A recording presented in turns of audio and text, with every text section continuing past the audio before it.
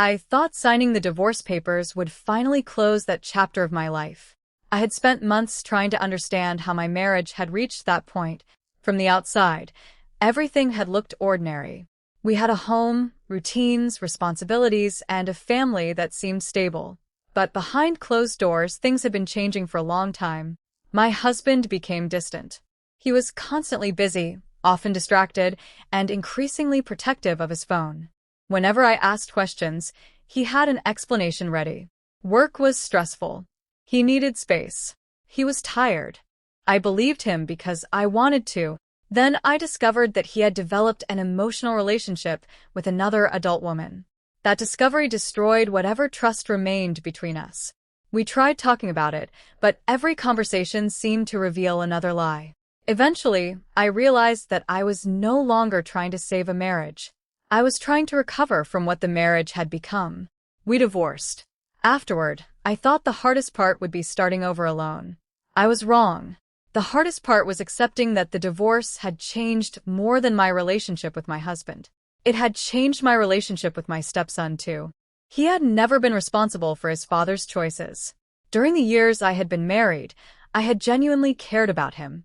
I had helped him through difficult days, celebrated his achievements, and become part of his everyday life. So when the marriage ended, I never expected him to choose sides. I simply hoped he would know that I still cared about him.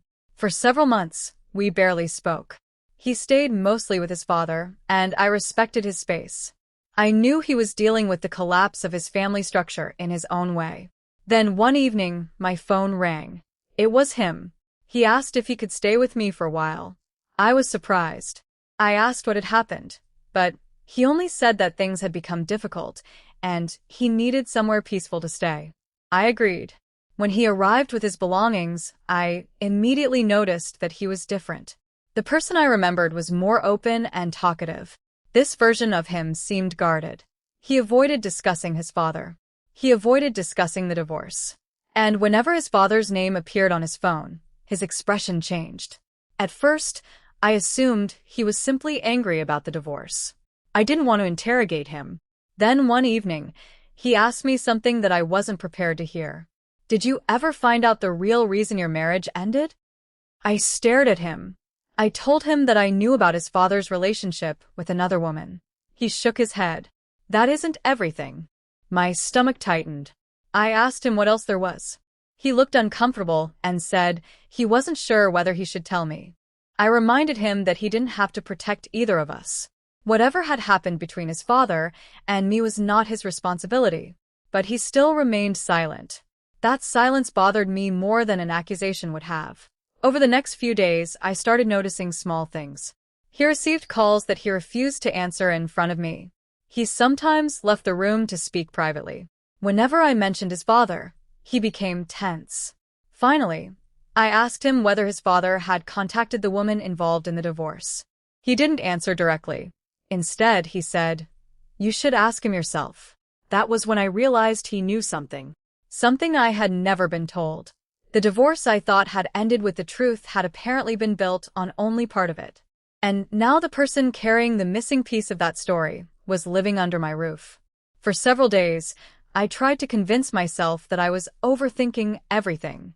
Maybe my stepson had misunderstood something. Maybe there was information I did not need to know. Maybe reopening the past would only create another problem for both of us. But his behavior made it impossible to ignore. He was carrying something he clearly did not want to discuss. Finally, I asked him directly, "What happened before you came back here?" He remained silent for a long moment. Then he told me that he had discovered messages between his father and the same woman who had been connected to the collapse of our marriage. My first reaction was disbelief. I already knew my former husband had been emotionally involved with her. What I didn't know was that the relationship had continued after the divorce. My stepson explained that he had found the messages unexpectedly. He had not been searching through his father's private life. The information had come to him during an ordinary situation, and once he saw enough to understand what was happening, he could not pretend he had never seen it. He had confronted his father. According to him, his father denied some of the details and insisted that the situation had been misunderstood. But the explanation did not satisfy him. He had already seen enough to know that something was being hidden. I asked him why he had kept this from me. He looked down and said he didn't know what to do.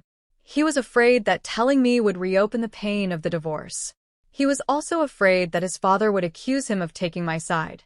That answer hurt me more than I expected. I realized that while I had been trying to recover from my own betrayal, he had been caught between two adults and had been carrying information that was never his responsibility to carry. I told him something I wish someone had told me earlier. You don't have to choose between us. He looked at me and finally admitted why he had wanted to move back. He said he was tired of feeling as though every conversation with his father required him to protect a secret. He didn't want to defend his father. He didn't want to attack him either. He simply wanted somewhere he could stop pretending that everything was fine. For the first time, I understood why he had seemed so different when he returned. He wasn't angry only because of the divorce. He was disappointed because he had discovered that the person he trusted most had not been honest with him either. I told him that he should not become the messenger between his father and me. If his father had something to say, he needed to say it himself. A few days later, my former husband contacted me. He asked to meet. His message was short, but I immediately understood why he wanted the conversation. He knew his son had spoken to me. He wanted to explain his side before I heard anything else. Part of me wanted to ignore him. Another part wanted answers. I agreed to meet. Before I left, my stepson stopped me. He told me that his father might say the marriage had already been broken and that the relationship with the other woman had simply been a consequence of that. I asked him how he knew. He said his father had already used that explanation with him. That made me pause. My former husband had always been good at explaining why something happened, but an explanation was not the same as accountability. I realized I was no longer interested in hearing excuses. I wanted to know exactly when the relationship had started, what had been hidden from me, and why the truth had been kept from his own son. When I arrived for the meeting, I already knew one thing. I wasn't going there to rebuild my marriage. I was going there because I deserved the truth. And this time, I wasn't going to let anyone change the story just to make themselves look innocent. When I met my former husband, I expected another excuse. Instead, he began by telling me that I had never understood the full situation. He said our marriage had already been falling apart before the other woman entered his life. He reminded me of the arguments, the distance, and the months when we barely communicated. I didn't deny any of it. Our marriage had problems. But I told him that problems did not give him permission to hide another relationship from me. For a moment, he said nothing. Then he finally admitted that his emotional relationship with the other woman had started before our divorce was finalized. Hearing it confirmed something I had suspected but never been able to prove. I asked him why he had lied when I confronted him. He said he was afraid. He was afraid of losing his family, afraid of what people would think, and afraid that admitting everything would make the divorce inevitable. I looked at him and realized how strange that explanation sounded. He had been trying to protect a marriage that he was already damaging. Then he admitted something even harder to hear. He had continued communicating with the woman after our divorce. I asked whether he had planned to build a new life with her. He said he had. But things had not worked out the way he expected. The relationship had become complicated, and eventually they had separated. I listened without feeling the jealousy I might once have felt. The marriage was already over. What I felt instead was disappointment that so much of my life had been shaped by information I had never been given. I asked him whether he understood what his choices had done to his son. His expression changed. He said his son should not have been involved in adult problems. I disagreed. I told him that his son had not chosen to become involved. The adults had created a situation in which he was forced to deal with the consequences. He had discovered secrets.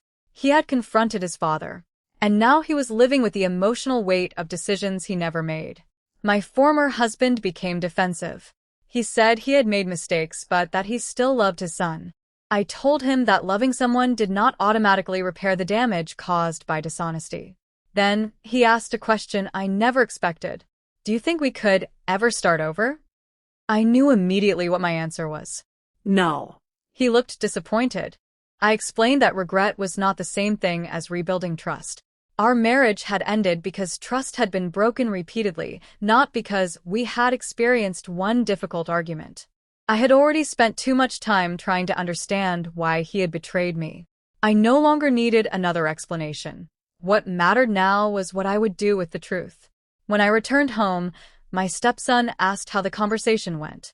I told him that his father had admitted the relationship began before the divorce was finalized and that he had continued communicating with the woman afterward. He was quiet. Then he said he wanted to speak to his father himself. I told him that was his decision, but he did not have to forgive anyone simply because they apologized. Later, they talked. His father admitted that he had made selfish choices and avoided accountability. My stepson did not scream. He simply told his father that he was tired of receiving different versions of the truth. That sentence stayed with me. For the first time, the past was no longer being rewritten to protect anyone. My former husband had made his choices. I had made mine. And my stepson finally understood that he did not have to choose between us. He could love his father, be disappointed in him, and still decide what kind of relationship he wanted going forward. The truth had finally come out. But none of us expected healing to happen overnight. Knowing the complete truth did not suddenly make everything easier. For a while, I thought it would. I had spent months wondering what I had missed, what my former husband had hidden, and whether I had somehow failed to recognize what was happening inside my own marriage. Once the truth finally came out, I expected the questions to disappear. They didn't. Instead, I had to accept that some questions would never have satisfying answers. My stepson was struggling too. He still cared about his father, but his trust had changed. He no longer knew whether he could believe what he was told. Some days he was angry. Other days he seemed to miss the relationship they had before everything happened. I understood that conflict. I reminded him that he did not have to choose between loving his father and being disappointed in him. More importantly, I told him that repairing their relationship was not his responsibility.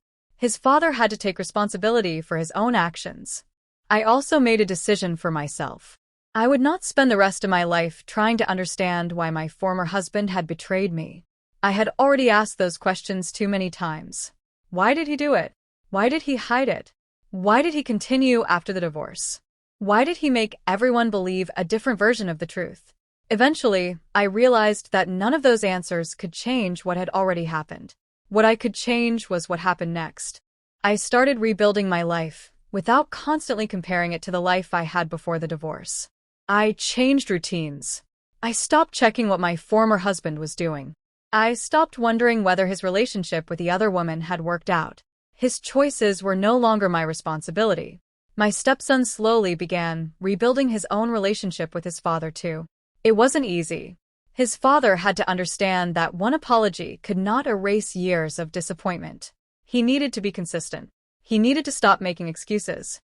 Most importantly, he needed to accept that his son had the right to be angry without being punished for it. One evening, my stepson finally told me why he had wanted to move back in. He said he wasn't trying to choose me over his father. He simply needed somewhere he didn't feel pressured to defend anyone. That sentence affected me deeply. I realized that I had been thinking about my own pains so much that I had not fully understood his. He had lost his family structure too. He had watched two adults he trusted separate, and then discovered that there were secrets behind the separation. He needed stability, not another person asking him to take sides. I told him that whatever happened between him and his father, I would respect his decision. Our relationship did not need to depend on whether he forgave his father. It existed because we genuinely cared about each other as family. That was something the divorce could not erase. Eventually, my former husband accepted that our marriage was truly over. He stopped asking whether there was a chance of starting again. For the first time, he seemed to understand that regret could not reverse his choices. I did not hate him, but I no longer trusted him enough to build another marriage with him. And I finally understood that closure does not always come from receiving the perfect apology. Sometimes closure comes from accepting that the person who hurt you may never give you the explanation you wanted. My former husband had made choices. Those choices had consequences. But they did not have to control the rest of my life. Looking back, I realized that infidelity rarely hurts only two people. The lies can spread through an entire family. People who never made the original choices can end up carrying the emotional consequences. That was the lesson I wanted my stepson to remember. He was not responsible for his father's mistakes. He was not responsible for repairing our broken marriage. And he did not have to choose a side. He only had to decide what kind of relationship he wanted with each of us. As for me, I finally stopped thinking about what I had lost. I started thinking about what I could build next. The divorce had changed everything. My stepson's return had revealed truths I never expected to hear. And yes, things were never the same again. But perhaps that wasn't entirely a bad thing. Sometimes the life you thought you were supposed to return to is exactly the life you need to leave behind. And sometimes moving forward begins when you finally stop asking why someone betrayed you and start asking what you want your life to look like without that betrayal controlling it.